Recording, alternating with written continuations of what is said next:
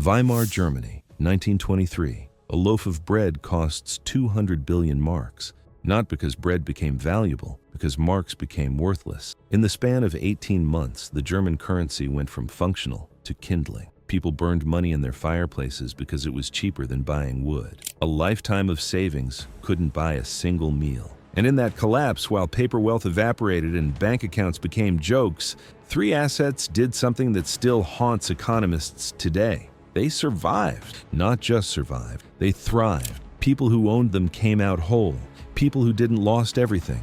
This has happened before. Not once, not twice. Multiple times across the last century. Different countries, different currencies, different governments, but the same three assets. This is the story of what actually holds value when the money doesn't. Let's establish something uncomfortable. Every major currency that's ever existed has eventually failed. The average lifespan of a fiat currency is 27 years. Some last longer, some collapse faster, but the pattern is always the same.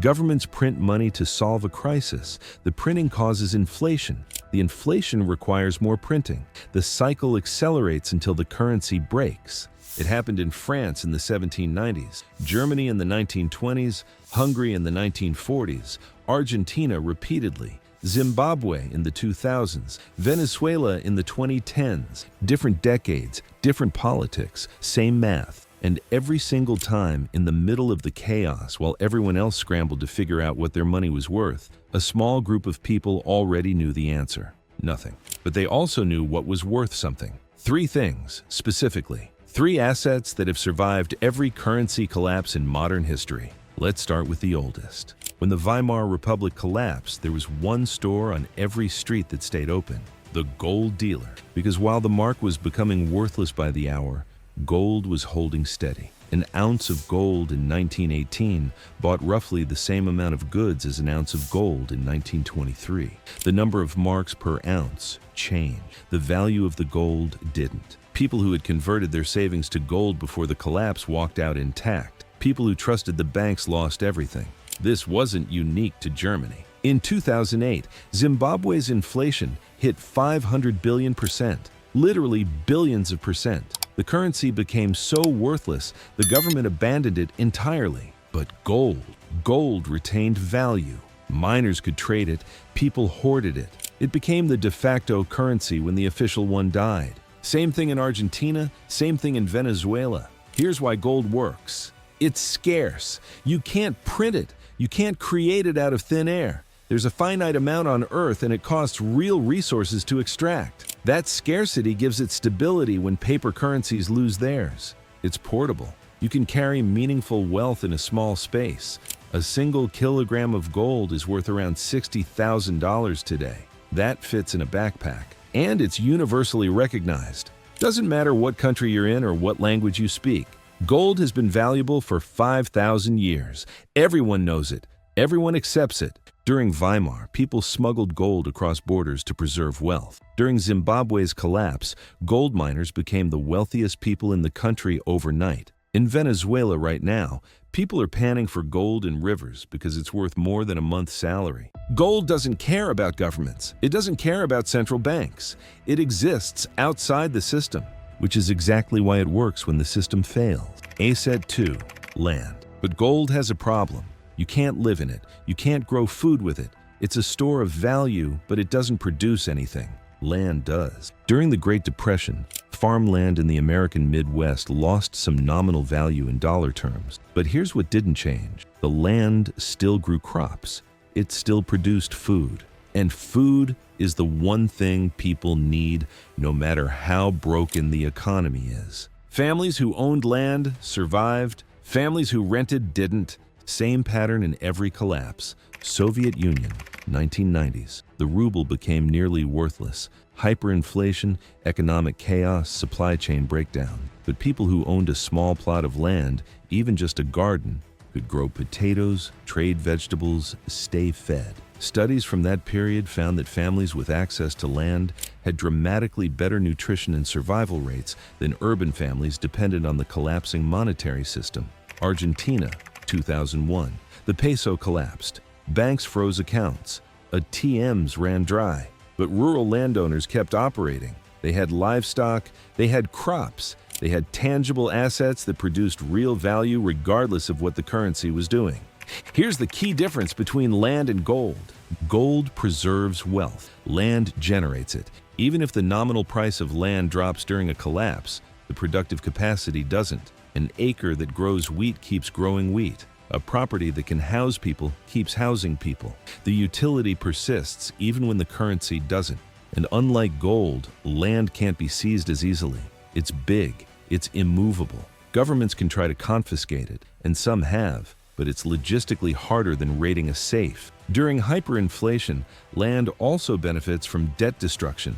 If you bought property with a mortgage, and suddenly your currency loses 99% of its value, your debt effectively disappears.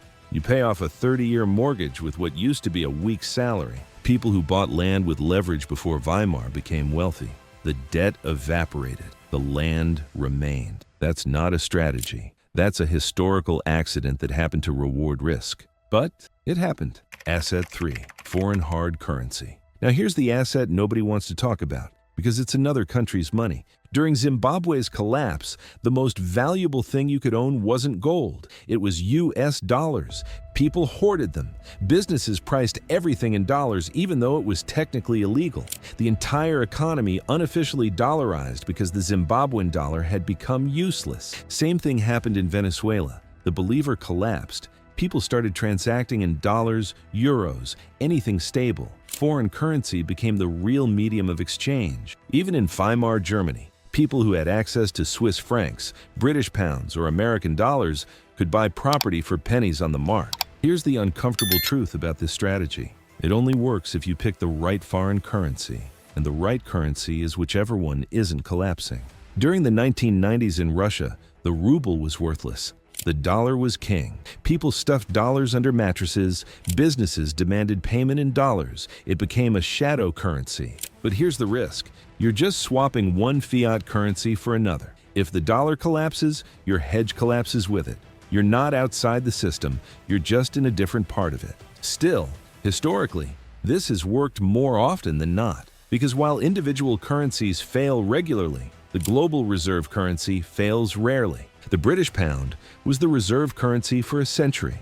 Then it failed, and the dollar took over. The dollar has been the reserve for 80 years, which raises the question, what happens when it fails? The uncomfortable pattern. Let's zoom out. These three assets have one thing in common. They exist outside the immediate control of the failing system. Gold can't be printed by the government that's collapsing. Land can't be inflated away by the central bank that's panicking. Foreign currency isn't subject to the same political decisions destroying the local money. That's the pattern. When money breaks, value flows to things that aren't money, or at least aren't that money. And here's what's quietly terrifying. We're watching the same conditions build right now. The US has printed more money in the last 5 years than the previous 50 combined. Debt is growing faster than GDP. Real interest rates have been negative for extended periods. Inflation has spiked to levels not seen in 40 years. Other developed nations are in the same boat. The European Central Bank, the Bank of Japan, the Bank of England, all printing, all experimenting with zero and negative rates, all drowning in debt. It's not Weimar, not yet, but the mechanics are uncomfortably similar, and people are already moving. Gold hit all-time highs in 2024, not because of a crisis, because of the fear of one. Real estate remains elevated despite rising rates, and foreign nationals are buying U.S. property at record level, treating it as a safe haven from their own currency concerns. The bet is already being placed. Hype versus reality. But here's where it gets complicated. Because these assets worked during past collapses, doesn't mean they'll work the same way during the next one. Gold worked in Weimar because people could still trade it. But in 1933, the U.S. government made private gold ownership illegal. They confiscated it, forced people to sell it to the government at a fixed price. Then they revalued it higher after the confiscation. It can happen again. Land worked during the Depression, but only if you could hold on to it. Millions lost their farms to foreclosure. Property taxes became impossible to pay. Banks seized everything. Owning land in a collapse doesn't help if you can't defend it legally, financially, or physically.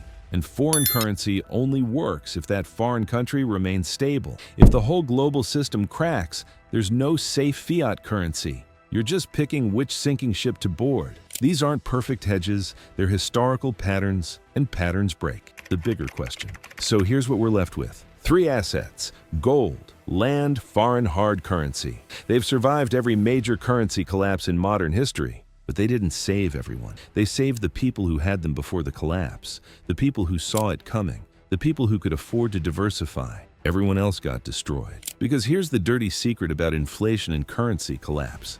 It's a wealth transfer. From people who hold cash and debt to people who hold assets. From savers to speculators, from the middle class to the already wealthy. Weimar wiped out the German middle class. The people who had been savers, who had trusted the system, who had done everything right, they lost everything. The people who owned gold, land, and foreign currency became the new elite. It wasn't fair, it wasn't just, but it was predictable. Closing. So the question isn't really about which assets survive. The question is whether we're going to let it happen again. Because we know the warning sign, we know the pattern. We're watching debt explode and money supply expand, and central banks insist they have everything under control. We've seen this before. And if history is any guide, gold will survive the next collapse, land will survive. Whichever currency doesn't collapse will survive. But the people who can't afford those assets won't. Which means the real question isn't what to buy when money stops making sense. It's whether we're going to fix the money before it stops making sense at all. Because the assets that survive a collapse don't prevent the collapse. They just determine who's standing when it's over.